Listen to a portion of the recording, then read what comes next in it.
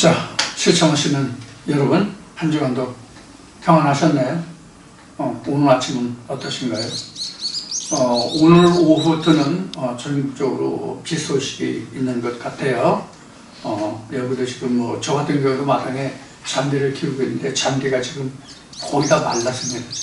거의 다 말랐고, 밭작물도 지금 거의 심지는 않았지만 밭작물도 지금 마르고 있고, 여러 가지 지금 농가 피해가 많습니다. 논은 지금 아주 완전히 마른 논도 지금 보이고요. 그래서 오늘 마침 비가 온다니까 어느 정도는 올지 다행입니다만은, 밭작물은 한 10여 미리, 한 30mm 정도만 해도 밭작물은 해가 될 텐데, 논 같은 경우에는 적어도 한 60mm, 70mm는 와야 좀 저수지에 내가 이런 데서 물을 좀 보충도 하고 그 배수에 물이 좀 흐를 수 있을 것 같은데 얼마나 올지 모르겠습니다. 올해 가뭄이 심하죠.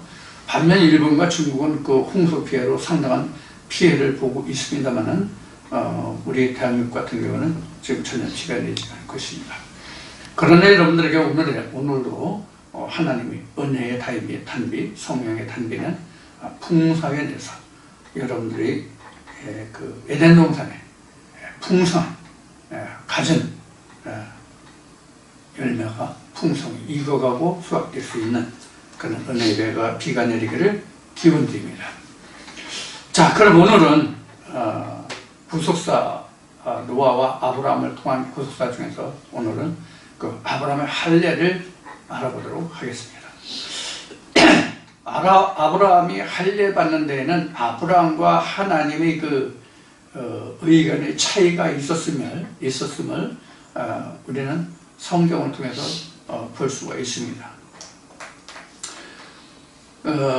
하나님이 후사를 말할 때에 아브라함은 자기가 난 자식이 없으니까 그 다메섹에서 데려다 키운 엘리에셀을 자기 후사라고 이야기를 하죠. 아브라함이 하나님께. 그 과정에는 창세기 15장 2절에 나옵니다. 이 다메섹 엘리에셀이니다 이렇게 놓고 후사가 자식이 없으니 2절에 보면 15장 2절에 보면 아브라함이 가로되 주 여호와여 무엇을 내게 주시려나이까 복을 준다고 하니까 하나님 방패에서 복을 준다니까 나는 무자하니까 나의 상속자는 이 다메섹 엘리에셀이니다 이렇게 나왔어요. 그러니까 이제 하나님이 말씀하시기를 보자면 그게 아니다. 내 씨에서 나와야 된다. 이제 이런 말씀 이제 하시게 되는 거죠. 그 뒤에 3절 봅시다. 15장 3절.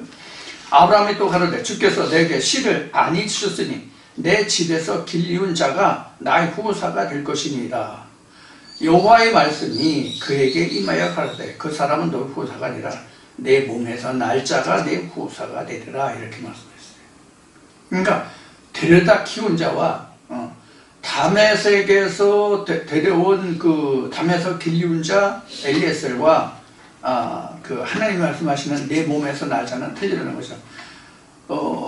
그 데려다 길리운 자 지금 우리 흔히 하는 말로는 양자라고 그러죠. 양자는 피가 섞이지 않았잖아요.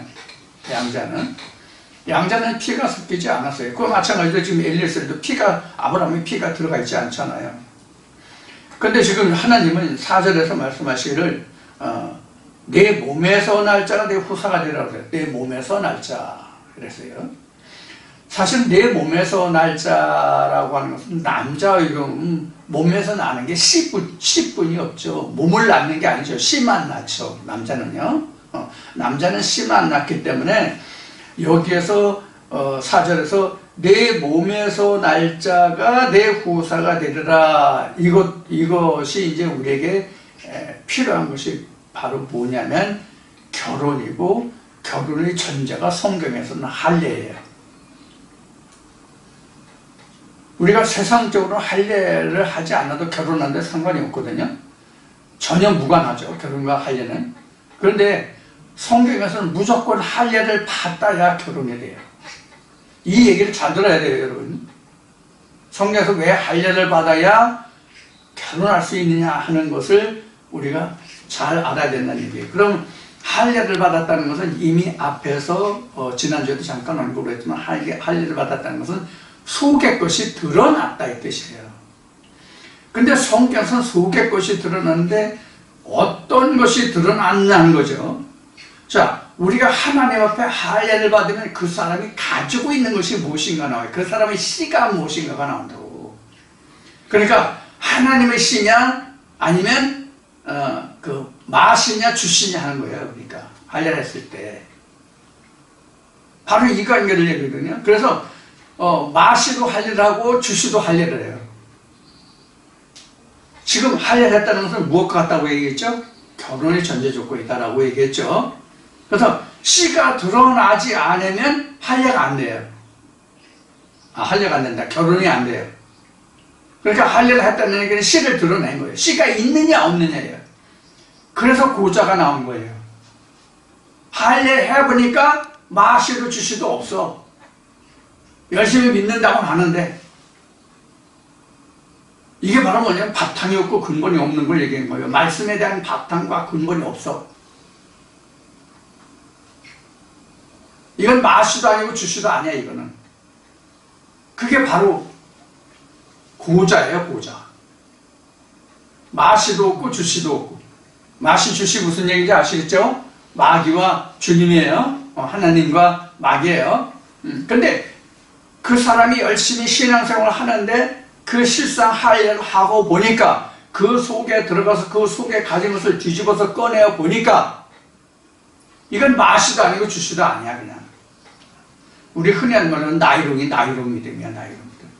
그냥 시계추같이 그냥 시간 되면 교회 왔다 갔다 하는 그런 영혼이야. 이건 이제 완전히 그 씨가 없는 고자예요. 자, 그래서 4절에서 말하기는 내 몸에서 날짜가 내 후사가 되리라. 이것이 이제 앞으로 할례의 근본이 되는 거예요. 그러니까 지금 여기서 할례의 근본이 되는 것이 뭐냐면 엘리에셀과 지금 그 할례 후에 내 몸에서 날짜잖아요. 그런 관계로 이제 성립이 되는 거예요. 그런데 지금 하나님이 그 1절에서 내가 너한테 방패여 죄기 큰 상급이라고 하니까 아브라함은 심중에 상급을 자식도 없는데 나한테 뭐 상급이 있으면 뭐해. 내가 상급이 있으면 그 상급에 내가 길리온 담에서 길리온 그 엘리에셀 뿐이 없는데 이제 이런 얘기가 돼요. 그러니까 하나님은 야, 그 엘리에셀 그거 내 후사 아니야. 내가 그 후사로 세울 그 자가 아니야. 내 몸에서 나는 자가 내 후사가 될 거야. 이런 이제 말씀으로 이어져 가는 거예요. 그러다 보니까 이제 6절에 가면 아브라함이 여호와를 믿으니 여호와께서 이를 의로 여기시고 이렇게 얘기했어요. 그럼 여기서 아브라함이 믿었다는 얘기, 하나님을 믿었다는 얘기는 그 아브라함의 몸에서 날짜가 후사가 될 것을 믿었다는 얘기예요. 엘리에셀이 후사가 아니라 자기 몸에서 날짜가 후사가 될 것이라는 것을 믿었다는 얘기예요. 이 말씀의 근본은 하나님을 그냥 단순히 믿었다는 게 아니라 하나님의 말씀을 믿었다는, 즉 하나님의 언약을 믿었다는 얘기예요. 그래서 그 언약의 표로 맨 먼저 나타난 것이 지난주에 잠깐 언급을 했지만 짐승을 쪼개는 일이었어요. 하나님을 믿더니 하나님 그 언약을 믿더니 그 하나님을 의로 여기시고 하나님이 말씀하시기를 3년 된 그 암소와 그 양과 염소와 그 비둘기들을 잡아서 쪼개는 일을 말씀하셨잖아요. 그것이 할례의 전제 조건이라고요. 그 말씀이 어디까지 기록되냐면 15장 12절인가 13절까지 기록이 돼요. 그 후에 그 하나님이 아브라함의 몸에서부터 날짜가 후사가 된다는 그 증거를 확약하는 말씀이 4대 만에 가나안 땅을 주겠다는 거예요.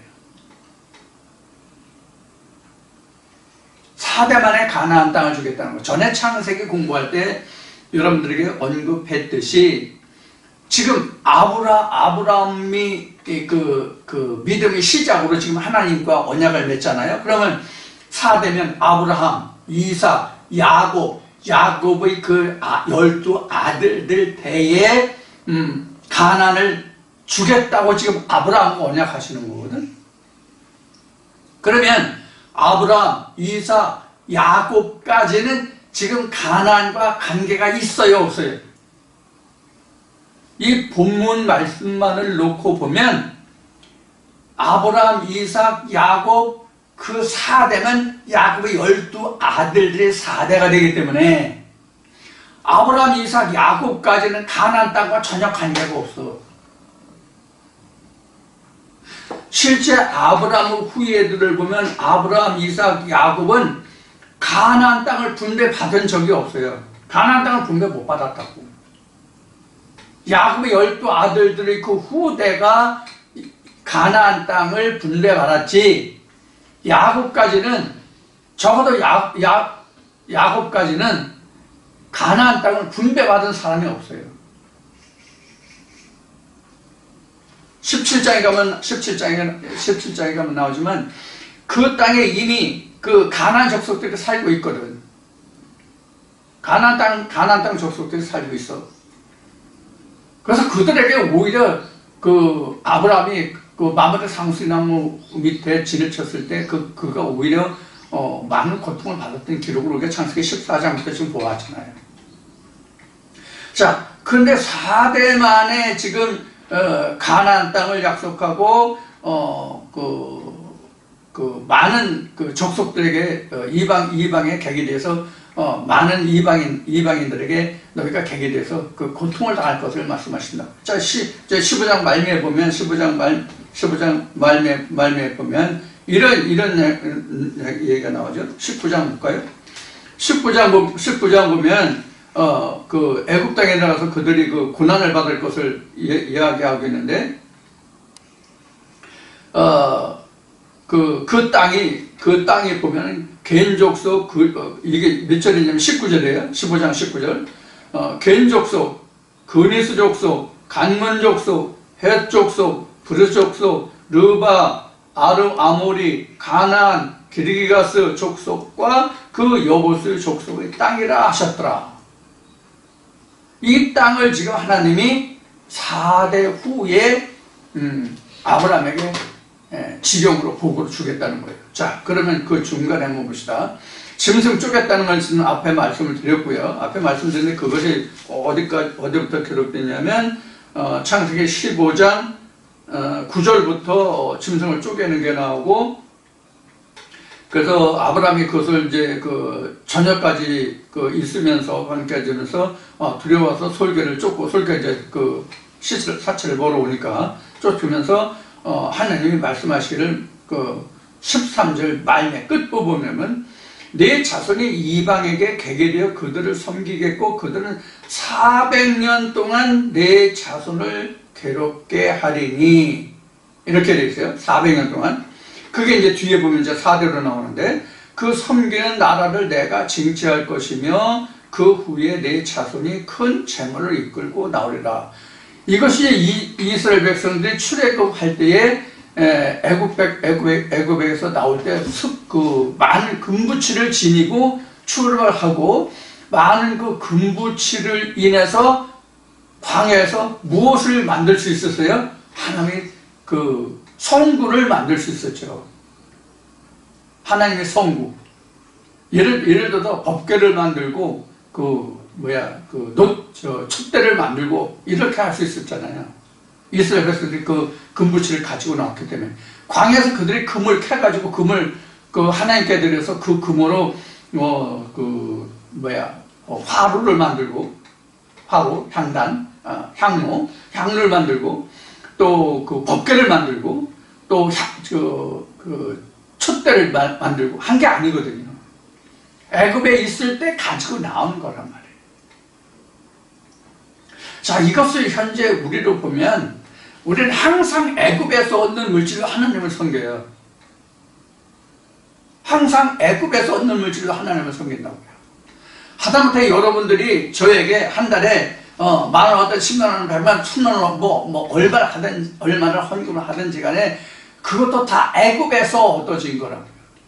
그 애굽에서 얻어진 거기 때문에 자기가 기뻐하는 마음으로 낼 수 있어야 그게 하나님이 연락하신다는 얘기예요. 왜? 그 자체가 하나님의 것이 아니잖아. 애굽의 것은 하나님의 것이 아니잖아. 하나님의 것이 아니기 때문에 기뻐하는 마음으로 드릴 수 있는 것만이 하나님이 연락하시는 거예요. 그래서 세상의 모든 그 물질은 그것이 지금 얘기한 금이든 은이든 동이든 아니면 그 화폐든 아니면 다른 어떤 물질이든지 간에 그것은 소재물이라고. 소재물. 그래서 그 소재물을 하나님께 드릴 때는 자기가 기뻐하는 마음으로 얘기했잖아요. 그 기뻐함이 바로 뭐냐면 소금이에요. 언약의 소금. 언약의 소금을 인해서 애굽에서 얻어진 물질을 내가 힘들고 어렵게 내가 시온 얘기로 피땀 흘려서 얻은 물질을 하나님의 말씀이 은혜가 기뻐해서 그때 내가 하나님께 내가 얼마를 드려야 되겠다. 하나님께 예물을 드려야 되겠다. 얼마라고 정해져 있지 않을지라도 내가 하나님께 예물을 드려야 되겠다라고 한 것이 기뻐 드리는 예물이에요. 이게 그래서 레위기 2장 13절을 그토록 말씀을 드렸듯이 이것이 그래서 하나님께 소재물을 드릴 때에는 하나님의 언약의 소금을 빼지 말지니라 이렇게 된 거예요. 이 언약의 소금이 기쁨이에요. 언약의 소금이 들어갔을 때 그것이 기쁨이 되고 그 기쁨이 있을 때 연락이 기쁠 열자거든.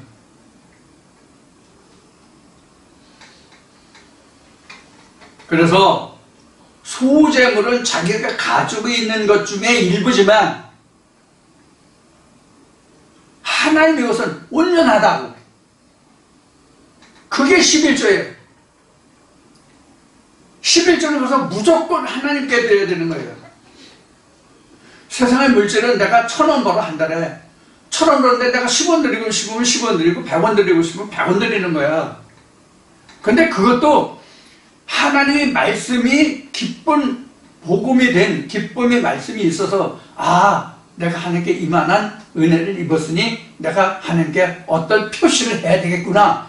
그래서 자기가 성의껏 담은 것이 바로 헌물이에요. 헌물. 이건 11조가 아니라고. 하나님의 말씀이 내게 기쁨을 준 그 말씀이 11조야.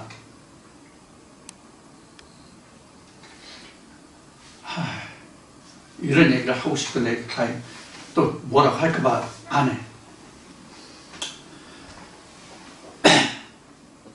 이게 참 사람들이 오해를 하기 때문에 굉장히 답답한 거예요.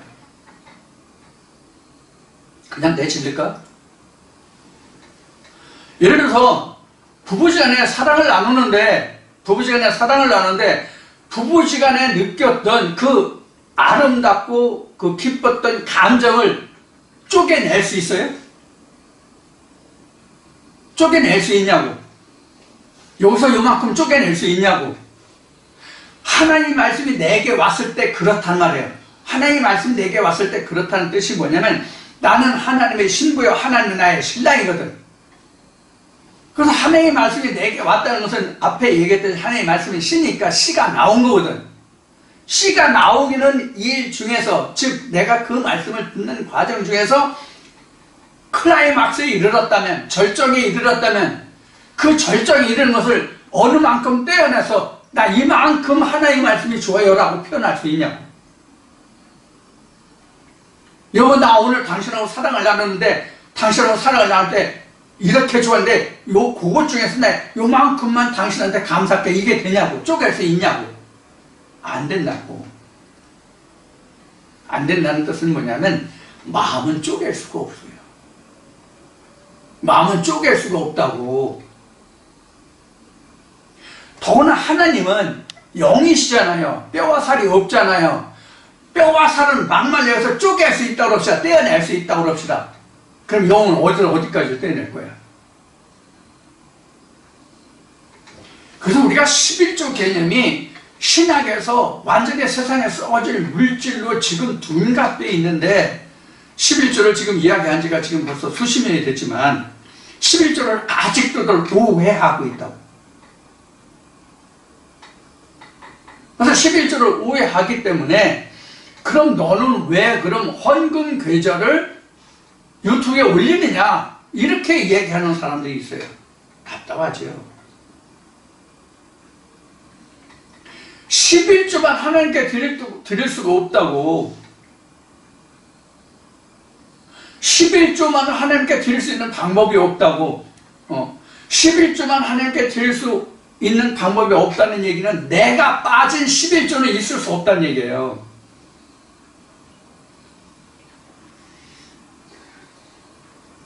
그럼 11조를 나와 함께 하나님께 드려야 되잖아. 그럼 나는 물질이라고, 나는 물질이라고, 나는 땅이라고. 내 땅에서 나는 걸 하나님께 드릴 수 있는 게 뭐 있어? 물질뿐이 없잖아. 그러니까 내가 드리는 건 헌물이고 하나님의 말씀으로 내는 건 11조라고. 그 11조 헌물에 합해서 하나님께 연락이 되는 거야. 말씀을 인해서 내가 하나님께 드려지는 거란 말이야. 이게 바울이 말한 내 몸을 하나님이 기뻐하시는 제물로, 예물로 드려라라는 뜻이거든요. 이런 얘기는 참 답답해 진짜. 이해를 못하기 때문에. 들을 수 있는 귀가 없는 게 아니라 막혔어 완전히. 왜 막혔냐면 옛날에 하도 들어오던 그 11조의 개념이 뿌리 박혀 있어가지고, 너무 깊게 뿌리 박혀 있어가지고 들을 귀가 없어. 그래서 할례가 없는 11조는 없는 거예요.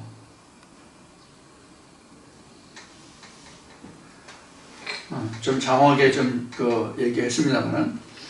그래서, 지금 그 정도만 하고, 뒤에 다시 얘기할 기회가 또 있으니까 하고. 그래서 거기 보면 하나님이 14절 말씀에 보면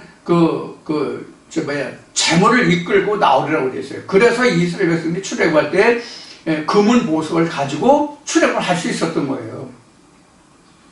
그것이 결국은 하나님께 쓰여지는 거죠. 우리도 지금 이야기한 거랑 똑같은 거예요. 그래서 내가 하나님의 성전을 지을 수 있는 거예요. 하나님의 성전을 지을 수 있는 것은 무엇으로 지느냐면 11조로 지어지는 거예요. 하나님의 성전은 헌물로 지어지는 게 아니에요. 이게 무슨 뜻이냐면 하나님의 성전은 11조를 인해서 지어지는 거지, 그 헌물인 나를 인해서 지어지는 게 아니란 말이에요.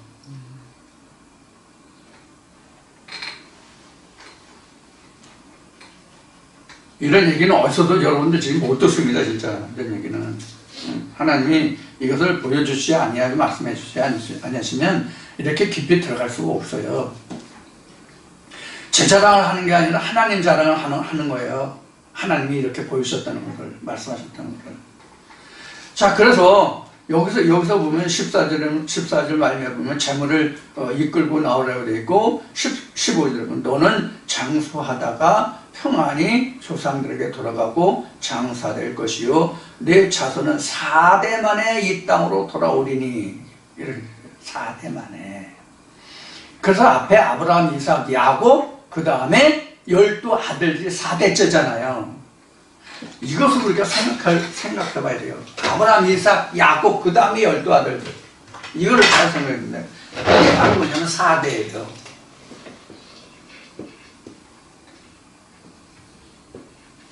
원래 성전이 이렇게 보면 성전을 보면 3대예요. 그래서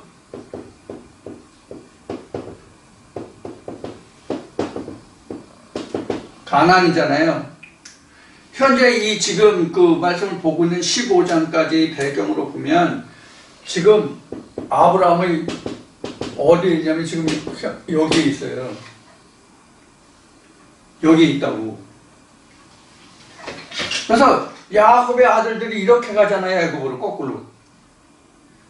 그래서 열두 아들들이 이렇게 간다고 봐야 돼요. 그래서 창세기가 어떻게 끝나죠? 12물샘과 그런 말씀이 나오죠? 그래서 지금 이렇게 성경은 기록되고 있다고 우리가 염두에 두면 돼요. 이렇게 염두에 두면 돼요. 그래서 12아들들이 가가지고 400년 동안에 얼마가 됐냐면 23만 6,650인가? 20만 6,500인가? 그랬죠. 지금 이게 20만 3,650인가? 하여튼 이렇게 돼. 이게 이제 민수기 2장인가 1장부터 3장까지 민수기 1장부터 3장까지 가면 이게 다 나오죠. 60만 아니에요? 60만인가? 60만이네. 60만 3,550. 이렇게 되죠. 이게 이제 민수기 1장부터 3장까지 보면 이게 다 나와요. 이렇게 해서 이들이 다시 이렇게 뚫고 가는 거잖아요. 그럼 성경은 이렇게 기록되지만 4대만이라고 하는 것은 왜 그럼 4대만이라고 하면 실제 여기에서는 아브라함, 이삭, 야곱, 12아들들 이렇게 해서 4대가 되지만 현재 우리를 보면 여기잖아. 여기 지금 여기 있잖아. 물, 바다, 바다에서부터 시작하잖아 우리는. 그래서 이렇게 4대예요. 이렇게 보면 4대라고. 또 이게 없다고 할지라도 왜 4대가 되냐면 실제 가나안은 여기가 가나안이 아니거든. 여기가 이제 둘째 사망이거든요. 여기가 둘째 사망의 관문이거든요. 둘째 사망 관문 벗어나면 4대야. 여기에서 주겠다는 얘기거든요. 그러니까 영적인 가나안을 복으로 주겠다는 얘기예요. 그렇기 때문에 내 몸에서 날짜인데 아브라함이 내 몸에서 날짜인데 아브라함은 다메섹에서 길리온 엘리에스를 얘기했잖아요. 그거 아니다. 내 몸에서 나야 된다. 이렇게 얘기했는데 그럼 우리가 이 내 몸에서 날짜라고 하면 내 자식들, 혈육의 자식들로 우리가 생각할 수 있잖아요. 그런데 여기서 우리가 그렇게 생각하면 안 되는 것이 뭐냐면 아브라함이 누구냐 하는 거예요. 아브라함이 누구냐 하는 거예요. 응? 아브라함이 여러분들은 누구라고 생각하십니까? 지금 구속사를 하면서 아브라함을 지금 정의해 드렸거든요, 이미. 그럼 아브라함을 누구라고 생각하십니까? 하나님입니다, 아브라함은. 아브라함은 우리가 똑같은 세상 사람이고 아브라함은 하나님입니다. 그럼 아브라함이 하나님이라는 증거가 어디에 있습니까? 성경에. 성경에서 증거되지 않으면 아니거든. 누가복음 16장이에요. 누가 그 얘기를 해요? 예수가 얘기하잖아. 예수가 하나님의 본체라고 사도 바울은 고백한 예수가 거지 나사로가 죽어서 누구 품에 있어요? 아브라함의 품에 있어요.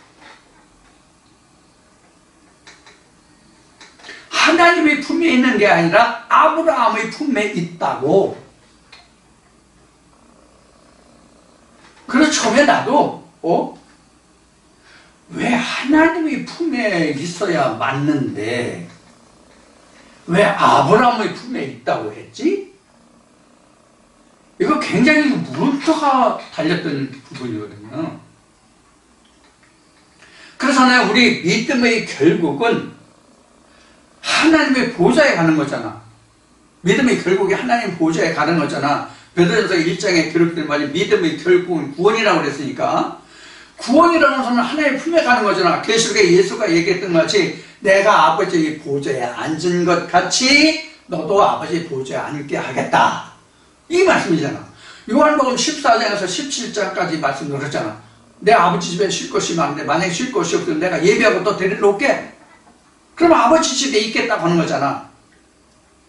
이게 바로 우리가 바라고 원하는 뭐예요? 복이기도 하고 영생이기도 하고 믿음의 결국이 이거잖아요. 그게 성경은 창세기에서 이야기하고 있는 에덴이란 말이야. 하나님이 지어주신 우리가 살 에덴이란 말이야. 그것이 아버지의 보좌거든. 그런데 왜 하나님의 품에 있다고 하지 않고 아브라함의 품에 거지 나사로가 있다고 그럴까? 이것이 굉장한 물음표였어요. 그 물음표가 이게 창세기 여기에 답이 있더라고요.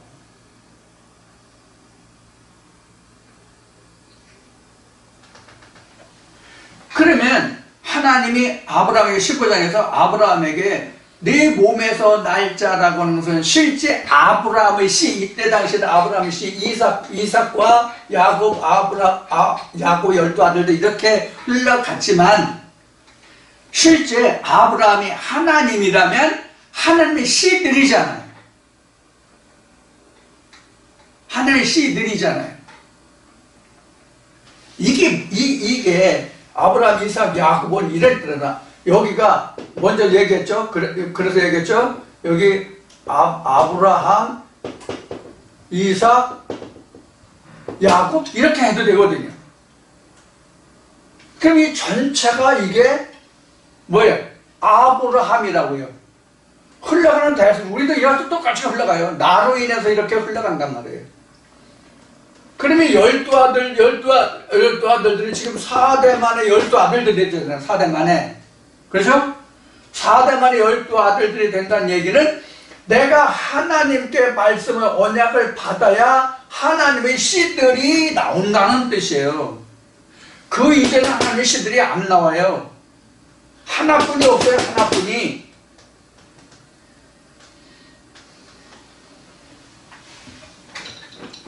이게 이런 의미를 가지고 있다고. 이걸 누가 볼 수 있냐고 이거를. 그럼 결국 하나님은 아브라함 때에 말씀하시기를 내 몸에서 난 자야 그 후사가 되고 4대만 4대 400년 너희가 이방 땅에서 개게 돼서 고생하고 그 후에 많은 그 보화를 가지고 나와서 4대 만에 이 땅에 다시 돌아오리라 이렇게 말씀하셨잖아요. 이게 불교적인 용어로 말하면 이게 윤회야.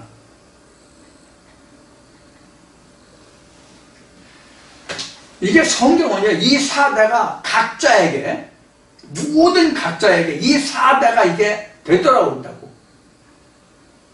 4대 400년이 하나님의 세상에서는 온전히 평생이야, 영원이야, 그게.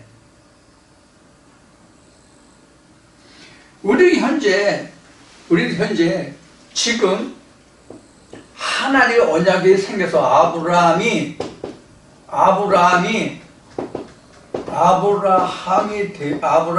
되면 여기서부터 다시 이렇게 출발한다고 방금 말씀드렸죠? 이때부터 차곡차곡 이것도 정리해 올라간다고. 그래서 실제 성경을 보면 아브라함의 경우는 자기 후손들이 가나안 땅에 들어갔어요. 실제적으로 혈육을 와서. 그런데 이 성경의 전체를 보면 아브라함 천국 갔어요, 못 갔어요? 아브라함 천국 갔어요, 못 갔어요?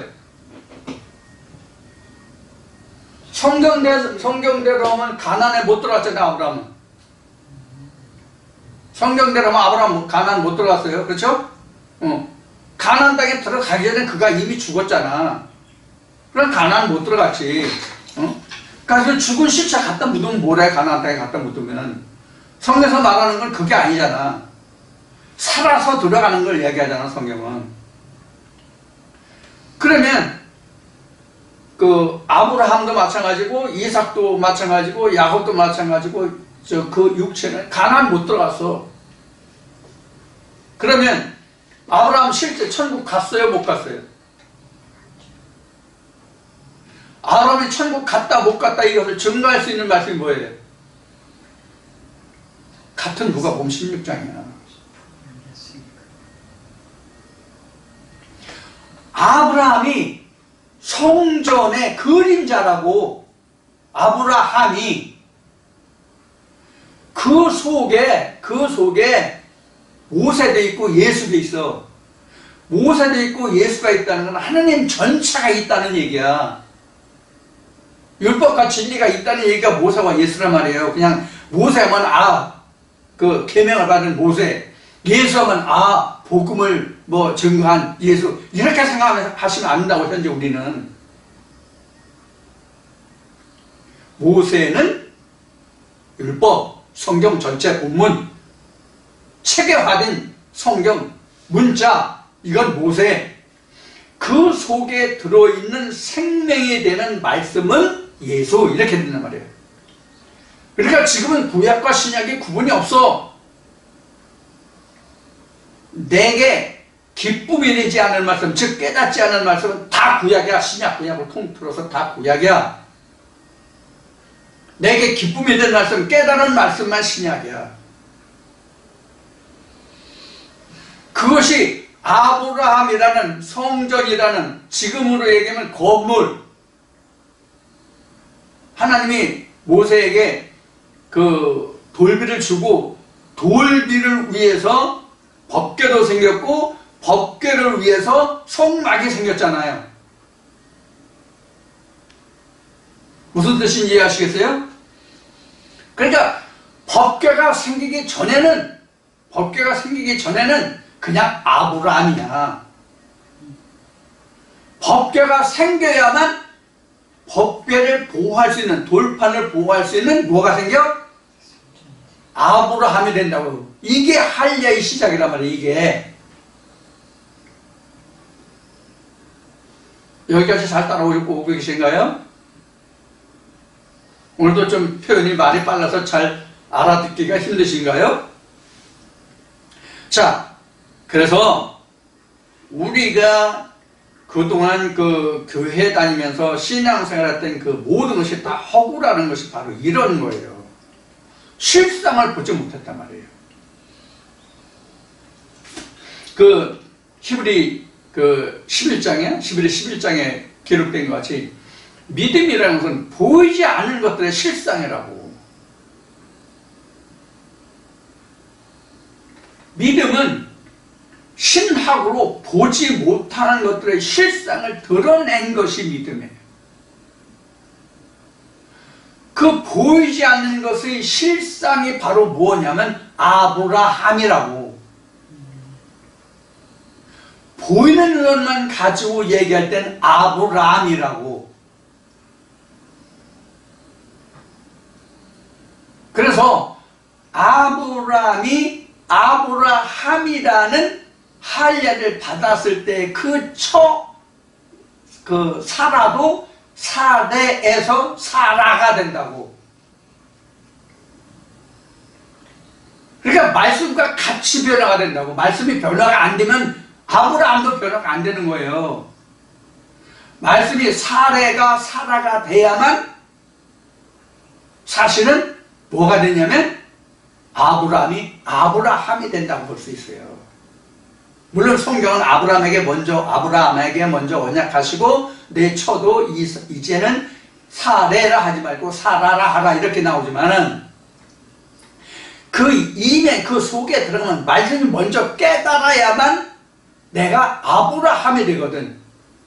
즉 말씀이 깨달아 그 말씀이 내게 기쁨이 됐을 때, 소망이 됐을 때, 가난이 됐을 때에 내가 아브라함이 되고 그 다음에 그 말씀이 사레가 사라가 되거든. 근데 따지고 이게 동시야. 절차적으로는, 순서적으로는 아브라함이 먼저다, 사라가 먼저다 그 얘기를 했잖아요 지금요.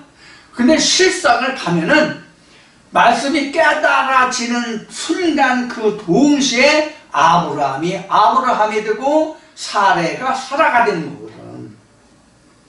이걸 다시 말하면 본문이 깨달아지는 그 순간에 본문이 겉의 것과 속의 것이 다 드러나잖아. 이것과 똑같은 거예요. 그래서 아브라함은 표면적이요, 아브라함은 이면적인 거예요.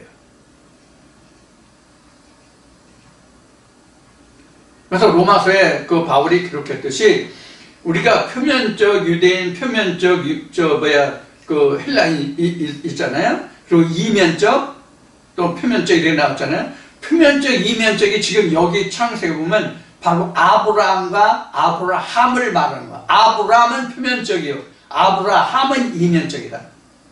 속에 담겨진 거란 말이에요. 그럼 앞에 거는 하나님이 없는 것, 하나님이 없는 게 아니지 하나님을 알지 못한 것이라고 해야 가장 정확한 표현이죠. 그래서 하나님의 음성을 듣고 가긴 간다고 하지만 하나님의 실상이 드러나지 않으면 아브라함 사례, 그 말씀의 실상을 깨달았으면 아브라함과 사라가 된다. 즉 하나님의 언약이 된다 그런 얘기예요. 하나님의 인침이 된다 그 얘기예요. 언약이라는 얘기는 인침이 된다 그 얘기예요. 무슨 뜻인지 이해하시겠죠?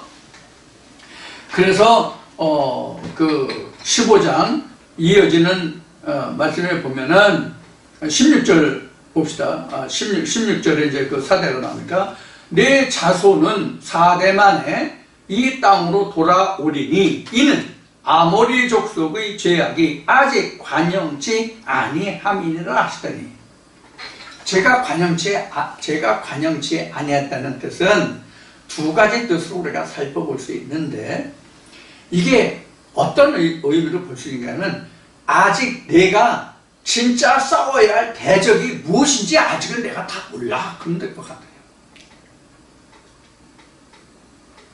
네가 지금 무엇과 싸워야 할지 아직은 몰라. 자, 우리가 이런 질문 한번 할 테니까 여러분들 잘 생각해 보세요. 우리가 지금 첫째 싸움은 누구 합니까? 우리 믿는 사람들의 싸움이 무엇과 첫째 싸움입니까? 예? 우리 믿는 사람들이 첫째 싸워야 할 것이 무엇이냐고, 대상이 하나님이에요. 믿는 사람이 모두가 가장 먼저 싸워야 할 대상이 누구냐면 하나님이라고. 무슨 뜻인지 이해하시겠어요? 이해하시겠어요? 우리가 가장 먼저 부딪히는 게 뭐예요? 말씀이잖아요. 이 말씀이 뭐예요?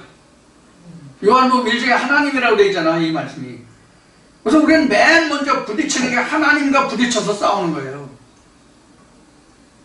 하나님과 부딪혀서 싸우는데, 하나님과 부딪혀 싸울 때 하나님의 실체를 잘 모르니까 하나님이 아브람 때에 말씀하신 것 같이 그가 하나님을 쫓아가긴 쫓아가는데 갈 바를 알지 못하고 갔다라는 얘기라고. 하나님의 실상이 드러나지 않았기 때문에 내가 가나안을 가는지 나나안을 가는지 다나안을 가는지를 몰랐더라 하는 얘기예요.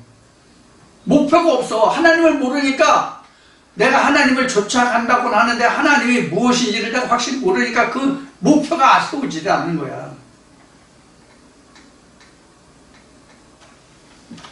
그래서 우리가 맨 먼저 믿는다고 하는 사람들이 싸워야 할 것이 뭐냐면 하나님과 싸우는 거예요. 그래서 모세가 하나님의 흑암 속으로 들어갔다고 하는 얘기거든. 그게 우리도 하나님의 흑암 속으로 들어가서 그 흑암을 빛으로 바꿔야 된다니까. 이게 창세기 1장에서 첫째 날의 창조잖아. 빛으로부터 모든 것이 시작된다고.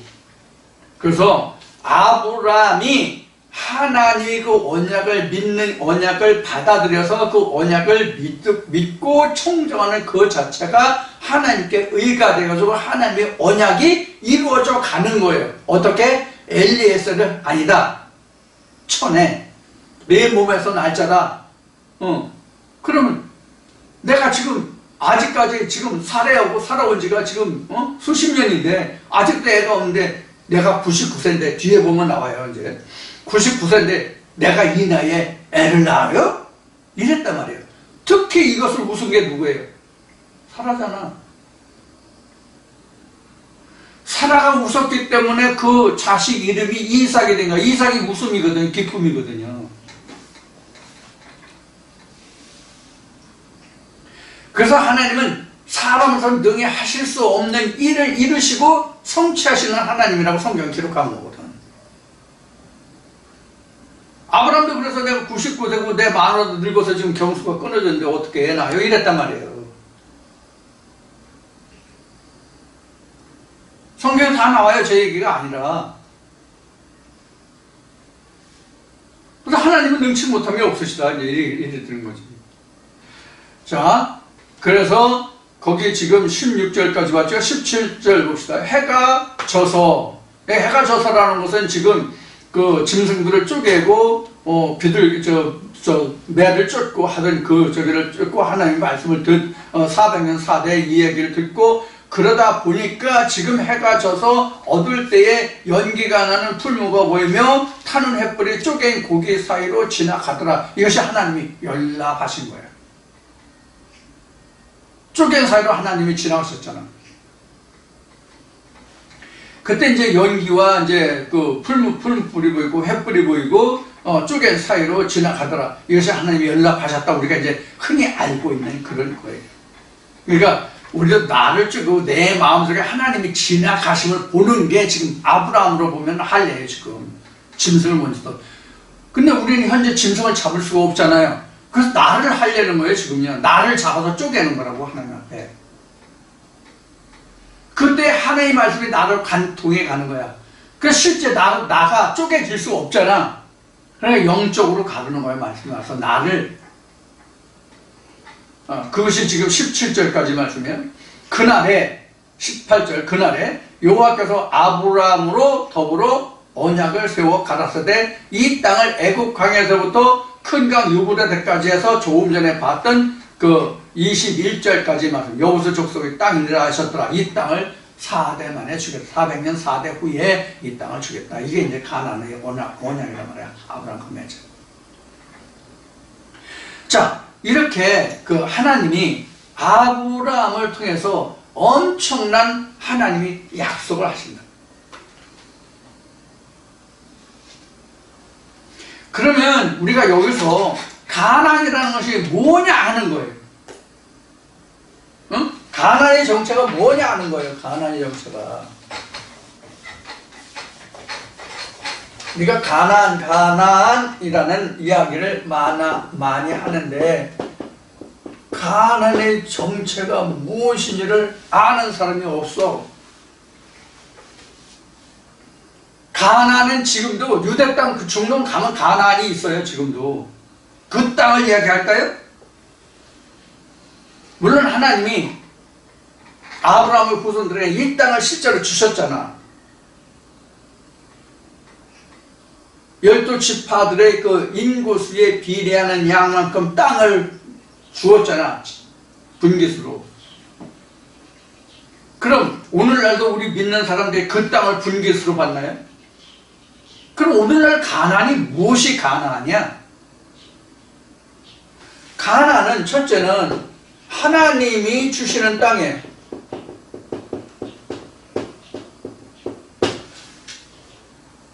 하나님이 주시는 땅이잖아요.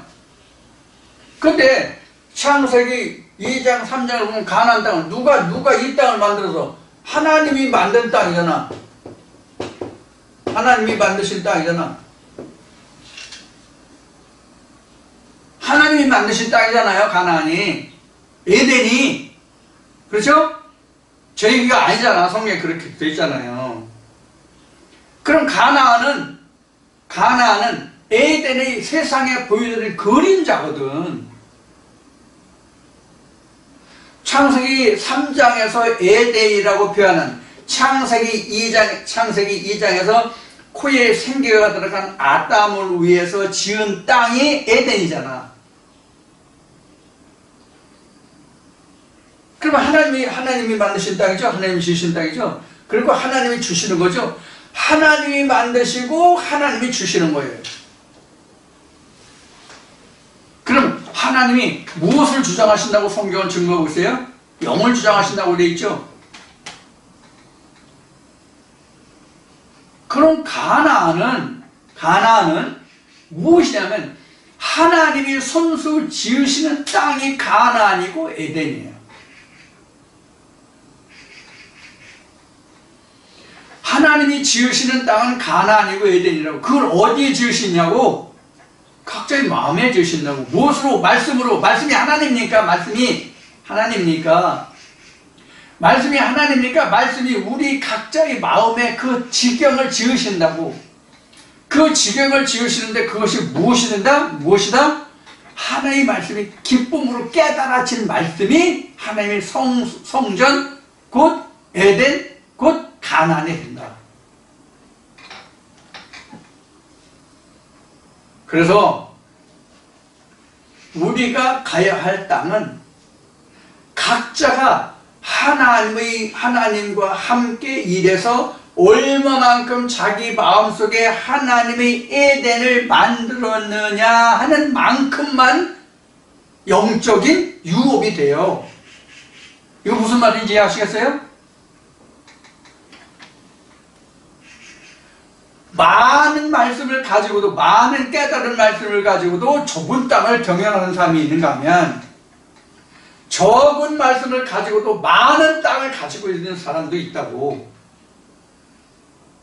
세상적으로 표현하면 돈이 있다고 해서 꼭 잘 먹고 잘 사는 게 아니야. 행복한 게 아니야.